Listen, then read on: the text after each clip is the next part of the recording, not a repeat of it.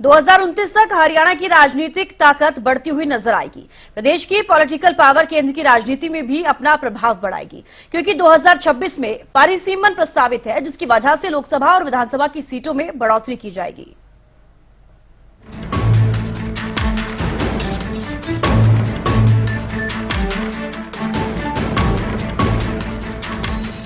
दो 2029 चुनाव में बढ़ेगी हरियाणा की पॉलिटिकल पावर। राजनीति में अपनी अहम पहचान रखने वाले हरियाणा का प्रभाव पॉलिटिक्स में अब और ज्यादा बढ़ता हुआ दिखाई देगा। भविष्य में प्रदेश की राजनीतिक ताकत में इजाफा होने वाला है। फिलहाल प्रदेश में विधानसभा सीटों की संख्या 90 है और 2026 में प्रस्तावित परिसीमन के दौरान इन विधानसभा सीटों की संख्या बढ़कर लगभग 126 होने का अनुमान है।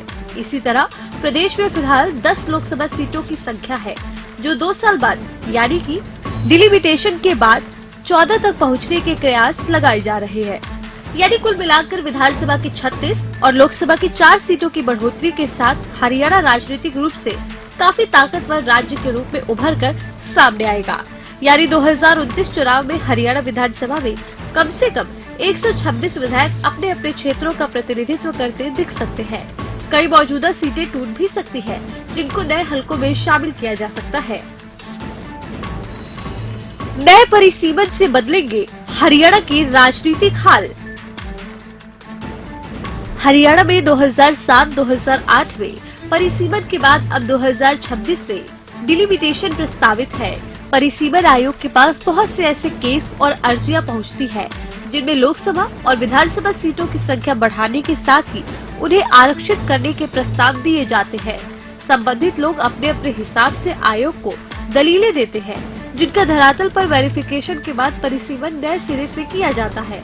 हरियाणा की मौजूदा 10 लोकसभा सीटों में अधिकतर ऐसी है जो ज्यादा आबादी के लिहाज से 3 जिलों तक भी फैली हुई है। चूँकि 2026 में नया परिसीमन प्रस्तावित है और 2029 में नया परिसीमन लागू होगा, तो हरियाणा की पॉलिटिकल पावर के भी बहुत अहम मायने होंगे। तब प्रदेश के राजनीतिक समीकरण कुछ अलग तरह के होंगे, क्योंकि केंद्र की राजनीति पर भी हरियाणा अपनी बढ़ी हुई ताकत से प्रभाव डालता दिखेगा। प्रस्तावित परिसीमन को देखते हुए हरियाणा से देश को 4 अतिरिक्त लोकसभा के सांसद मिलेंगे।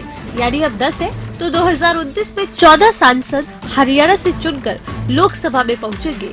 साथ ही विधानसभा में भी 36 अतिरिक्त विधायक नजर आ सकते हैं। परिसीमन के बाद कितनी सीटें होंगी आरक्षित? मौजूदा आरक्षित सीटों में भी होगा बदलाव।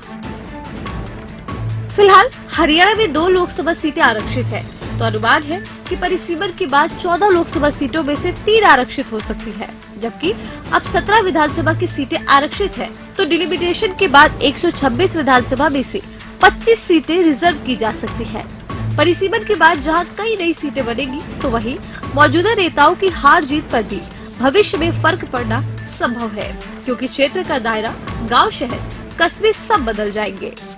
दरअसल साल 2021 में हरियाणा विधानसभा के स्पीकर ने नए विधानसभा भवन के लिए लोकसभा अध्यक्ष ओम बिरला को जो पत्र लिखा था, उसमें 2029 में प्रस्तावित परिसीमन का जिक्र करते हुए स्पष्ट उल्लेख किया था कि राज्य में विधानसभा और लोकसभा सीटों की संख्या बढ़ने जा रही है, जबकि मौजूदा विधानसभा भवन में मात्र 90 विधायकों के ही बैठने की व्यवस्था है। इसलिए हरियाणा विधानसभा को अपना अलग भवन चाहिए। इसलिए हरियाणा ने अपनी विधानसभा के नए भवन की प्रक्रिया शुरू कर दी। अब केंद्र ने भी हरियाणा की नई विधानसभा को मंजूरी दे दी है और वन विभाग ने इसके लिए एनओसी भी जारी कर दी है। यानी कि परिसीमन के बाद 2029 के चुनाव में हरियाणा का राजनीतिक माहौल काफी बदला नजर आएगा। Bureau report, Haryana news.